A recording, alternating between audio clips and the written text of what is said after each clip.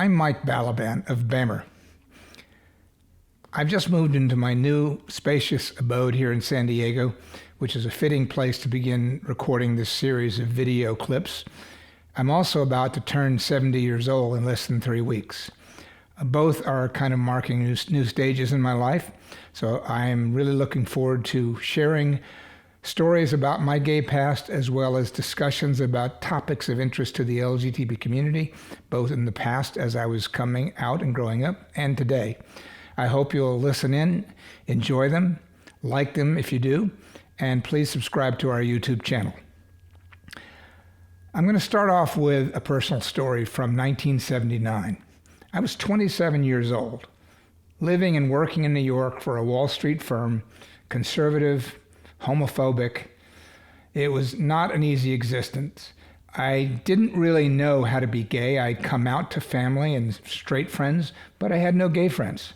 And I was intimidated by how do I deal with being in a suit and tie and all buttoned up and hidden during the day, and then go out at night and go to the bars and try to meet people and go home with them, and then button down again the next day.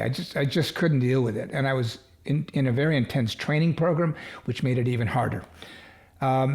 Eventually, after 2.5 years in New York, I really was no closer to having a gay life than I was before. I quit my job.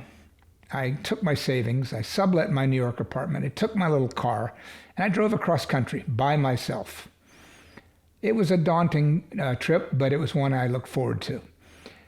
As part of my new experimenting with everything kind of format, I stopped in every city across country where there was a gay bar.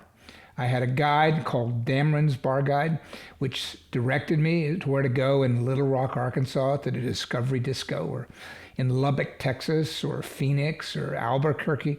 And I made my way across the country, dropping in. Not a lot happened. I got picked up by a guy in Houston. I eventually showed up in San Diego, where my brother had moved the year before, and which was my end point.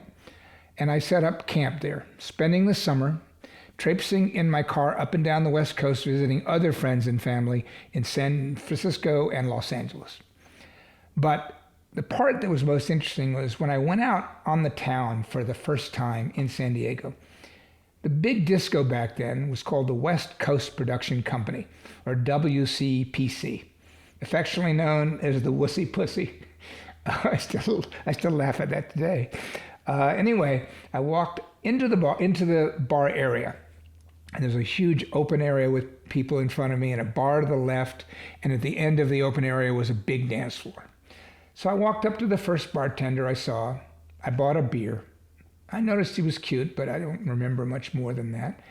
And I went over to the edge of the dance floor and I stood, as I was typically wont to do in those kind of circumstances, with my arms crossed, not very comfortable, sending out vibes, stay away from me, even though I really wanted people to approach me. I think that's not unusual for people at that age at the beginning of their coming out process. So all of a sudden, a bar back, one of the assistants cleaning up the empty glasses around the bar, approached me, stuck a beer out in my hand and said, "This is from Beau." And I'm like, "What?" "This is from Beau." "Who's Beau?" Well, he pointed back at the bartender that I had ignored and said, "Him." So, I was always raised to be polite and courteous, so I took my beer, I walked back over to Beau, and I said, "Hi, thanks for the beer." And not unusually for those days, although uncomfortable for me when I was in New York and this happened, Beau's response to that general opening was, "Sure, no problem. Want to go home and fuck later?" Well, in New York, I typically said, "No thanks. How about we have dinner tomorrow night and then maybe after?" And they would walk away and find somebody who was available 5 minutes later, which was the state of things back in 1979. But in this case, I'm on vacation. I have no obligations. I'm in an experimental mood. Sure, okay, I'll go home with you and fuck later. Whereupon Beau plied me with beers for the rest of the evening till the bar closed, and a drug called a Quaalude, a tranquilizer pill, which was popular among gays back before it got taken off the market. And it just put you in a very relaxed mood. And as I'm a kind of a New York type A personality, that was perfect for me. So I had 2 or 3 of those and a dozen beers by the time Beau closed down the bar and came out to the car where I was napping. And I followed him home, and we screwed around all night. I mean, mind you, I was in no mood to top, but I had fun, with all that alcohol and drugs in me. And we were up till dawn, and then passed out. And when we woke up at 11 or something, I'm sure most people in that circumstance would have done the following, and would have been expected that they do the following, and said something like, "Hey, it's been fun. Thanks a lot. Take care. Bye." Not me. It's not my way, and I was on vacation with all the time in the world. So I'm like, "So what do you want to do today, Beau?" And he was a little taken aback, but he rolled with the punches, and I forget what we did that day. But Beau became my summer boyfriend, for lack of a better word. He was sweet. He wasn't very bright. He was from a small town in southern Alabama, an hour away from where I grew up in the panhandle of Florida. So we were both conservative rednecks by birth and upbringing. And so we connected on that level. And Beau was just there and available for me. So I would drive to LA or San Francisco, come back and shack up with Beau for a night or two, and then go to my brother's. And, it wasn't exclusive in those days. We weren't monogamous. We weren't expected to be. We were in this phase of, for the first time in history, gay men were able to say, I'm out, I'm proud. And since we weren't accepted and we couldn't have marriage and kids and a house in the suburbs and a picket fence and a station wagon and a dog, what did we do? We chose to screw around. You know what? We're queer, we're here, we can sleep with whoever we want, whenever we want, and that's what we're going to do. At least that was the dominant motif. Didn't fit my personality. So I slept with Beau a lot. I hung out with Beau a lot.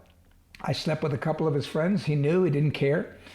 I think the entire summer I went to bed, including with that guy in Houston, with 5 or 6 people, which for me was a crowd, and I felt like a slut. But compared to most people my age coming out, I was pretty saintly.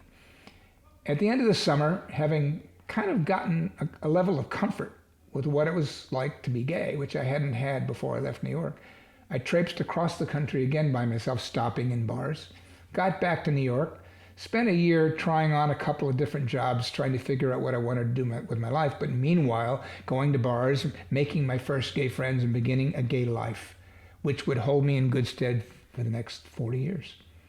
So that's what it was like. I hope you've enjoyed my tale. We all have stories like this. If you've got any you want to share, we publish them on our website, BAMMER.co, so let us know. We'll help you edit them.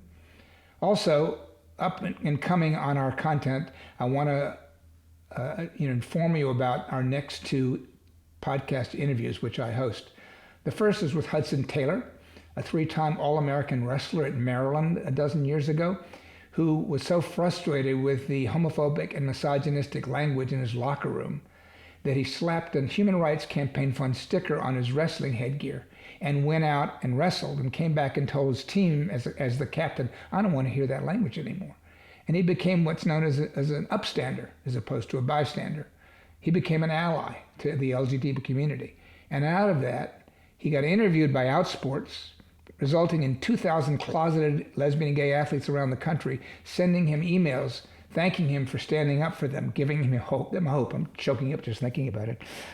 Giving them hope, making them feel there was a place in the locker room for them. They were going to go out for the team tomorrow. In one case, I think somebody had been thinking of killing him or herself, and he decided not to. So Hudson thought, oh my God, I'm an unknown guy in a minor American sport, and I do one interview, and they change 2,000 people's lives, or at least they say they do. What would happen if we had a major league team or league do this? So out of that, he birthed Athlete Ally, a nonprofit that works to make sports more welcoming and inclusive of LGBT athletes. I became its first board chairman. I played college football, and I totally recognized what he was trying to do.